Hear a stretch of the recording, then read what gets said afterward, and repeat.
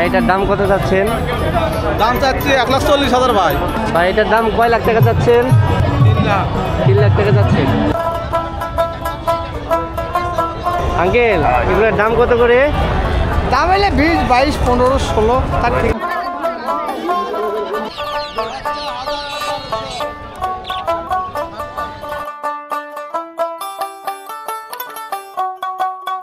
আসসালামু আলাইকুম। আমার আরও একটি নতুন ভিডিওতে আপনাদের স্বাগতম জানাই।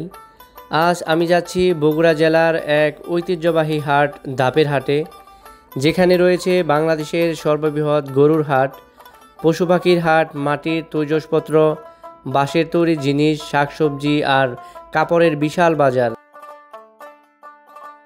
হাটে ঢোকার আগেই চোখে পড়ল ব্যাপারীরা গরুগুলোকে গাড়িতে তুলে হাটের পথে ছুটছে।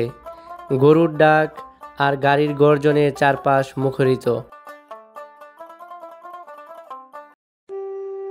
হাটে ঢোকার সাথে সাথেই চোখে পড়ল এক ব্যাপারী গরুটিকে টাক থেকে নামানোর সময় পড়ে গিয়ে পা ভেঙে ফেলেছে।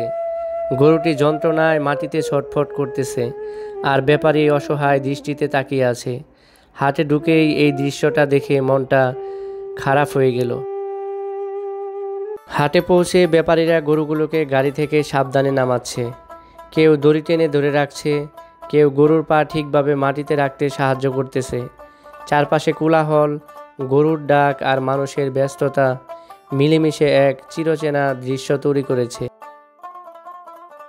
বাঙালির কৃষিভিত্তিক অর্থনীতির এক বিশাল অংশ জুড়ে রয়েছে গবাদি পশু পালন, আর তার সবথেকে বড় প্রতিফলন দেখা যায় এই হাটে। গরুর হাট মানেই যেন এক জীবন্ত অর্থনৈতিক মঞ্চ, যেখানে প্রতি সপ্তাহে লেনদেন হয় লাখ লাখ টাকা। ভাই এটার দাম কত যাচ্ছেন? দাম চাচ্ছি 1,40,000 ভাই। 1,40,000। কবে কবে হাট হয় এখানে? খালি বৃহস্পতিবার করে হাট হয়। বৃহস্পতিবার হাটে বড়। এই হাটটিতে দেশি বিদেশি নানা জাতের গরু পাওয়া যায়। বড় বড় ব্যবসায়ীরা এখান থেকে গরু কিনে নিয়ে যান দেশের বিভিন্ন প্রান্তে। কুরবানির ঈদের আগে এই হাট পরিণত হয় বিশাল এক পশু মেলায়। গরু আমাদের অর্থনীতির একটি গুরুত্বপূর্ণ অংশ। এর দুধ, মাংস, চামড়া এবং গোবর বিভিন্ন শিল্পে ব্যবহৃত হয়। দুধ থেকে পুষ্টিকর পণ্য তৈরি হয়, চামড়া রপ্তানিতে সাহায্য করে এবং গোবর কৃষিকাজে ব্যবহৃত হয়।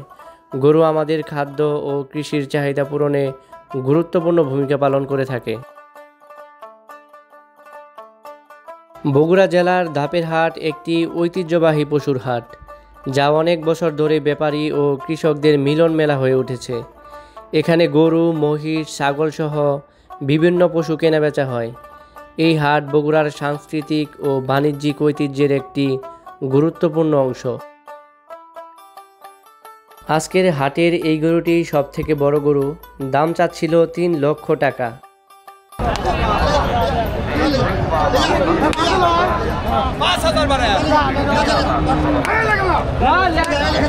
কত বিক্রি করলো এটা আঙ্কেল?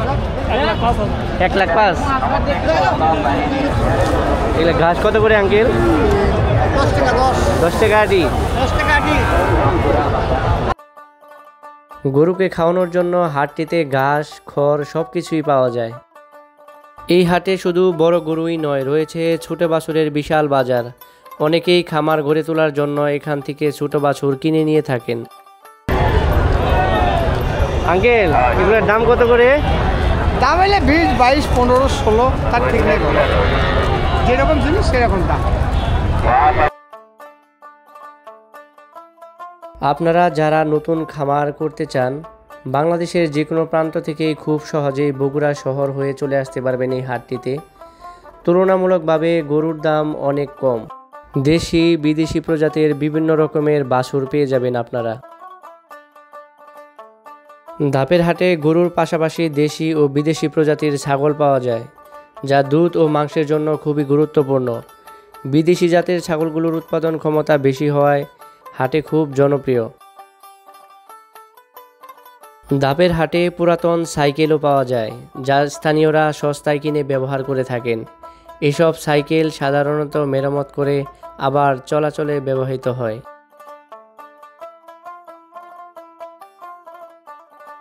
ধাপের হাটে হাঁস, মুরগি আর নানা প্রকার পাখি পাওয়া যায়, যেগুলো গ্রামবাসীদের জন্য খুবই গুরুত্বপূর্ণ। এখানে মাংস আর ডিমের জন্য দেশি বিদেশি হাঁস মুরগি বিক্রি হয়।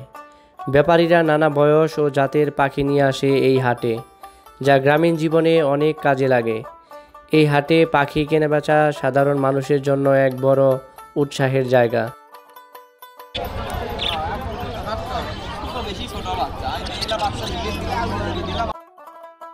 এখন আপনারা যে মুরগিগুলা দেখতে পাচ্ছেন, এগুলা হচ্ছে চায়না মুরগি। এই হাটটিতে বিভিন্ন বিদেশি প্রজাতির মুরগি পাওয়া যায়। ধাপের হাটে বাঁশ দিয়ে তৈরি নানা ধরনের জিনিস পাওয়া যায়, যেমন বাঁশের চাই, ঝুড়ি, ঝাঁকি ইত্যাদি। এসব পণ্য গ্রাম বাংলার দৈনন্দিন জীবনে ব্যবহৃত হয়। বাঁশের তৈরিকৃত জিনিসগুলো স্থানীয় চাষি ও বাসিন্দাদের কাছে খুবই জনপ্রিয়।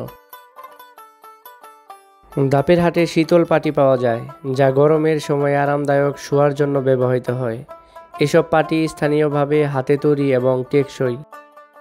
হাটটিতে মাটির তৈরি থালা বাসন পাওয়া যায়, যা গ্রাম বাংলার ঐতিহ্যবাহী রান্নার উপকরণ। এসব মাটির বাসন অত্যন্ত টেকসই এবং স্থানীয় মানুষের দৈনন্দিন কাজে ব্যবহৃত হয়। ধাপের হাটে টাটকা শাকসবজি পাওয়া যায়, যা গ্রাম বাংলার কৃষকদের উৎপাদিত। এসব শাকসবজি খুবই তাজা এবং স্বাস্থ্যকর। গ্রামাঞ্চলের মানুষদের দৈনন্দিন চাহিদা পূরণ করে থাকে এই শাকসবজিগুলো। বগুড়া জেলা আলুর জন্য বিখ্যাত, আর ধাপের হাটে পাইকারি আলু কেনাবেচা হয়। এখানে কৃষকরা তাদের তাজা আলু বিক্রি করে, যা নানা অঞ্চলে রপ্তানি হয়ে থাকে। আজকের মতো ভিডিওটি এখানেই শেষ করতেছি। ভিডিওটি ভালো লাগলে অবশ্যই লাইক, কমেন্ট, শেয়ার করবেন। চ্যানেলে নতুন হয়ে থাকলে চ্যানেলটি সাবস্ক্রাইব করবেন। দেখা হবে আবার নতুন কোনো একটি ভিডিওতে। সে পর্যন্ত ভালো থাকুন। আল্লাহ হাফেজ।